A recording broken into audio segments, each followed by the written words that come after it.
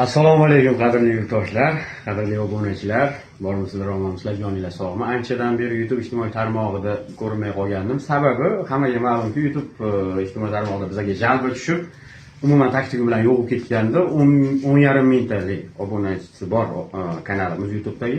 Yana qayta ochdik.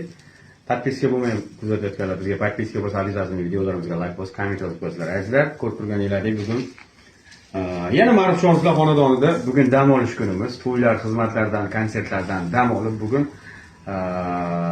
mangalda tovuq go'shtidan stek tayyorlayapmiz. Bugun xonadonda mehmon bo'layotgan ajoyib ukam, doim birga yoshlikdan beri katta bo'lganmiz, yaxshi yigit. Ustozlik shogirdim emas, lekin qadrdon ukam. Hali ustoz darajasiga yetmadik, xudo yetkazsin. Bugun buni kelishi munosabati bilan mana shu tovuq go'shtidan stek tayyorlab yeyapmiz. Xudo xolasa yeyishga harakat qilyapmiz. Bugun bu Turkiyadan kelganiga 3-4 kun bo'lib qolibdi. Uyda dam olib endi chiqdim.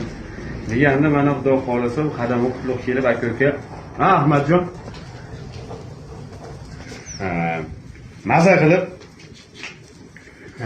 shirin suhbat, shirin dasturxonni, ixchamgina, kamtarona o'zimizga yarasha dasturxon qo'yib, maza qilib aka-uka dildan suhbat qilib, mana baribir buni tepasida turib yegan boshqa narsa-da, azizlar. Ya, albatta. Havas qilganlar bitta like, bitta komment yozib, repost qilib, mana shuni ana shunaqa qadrdon aka-ukalarga, do'stlarga jo'natib qo'yaverasizlar.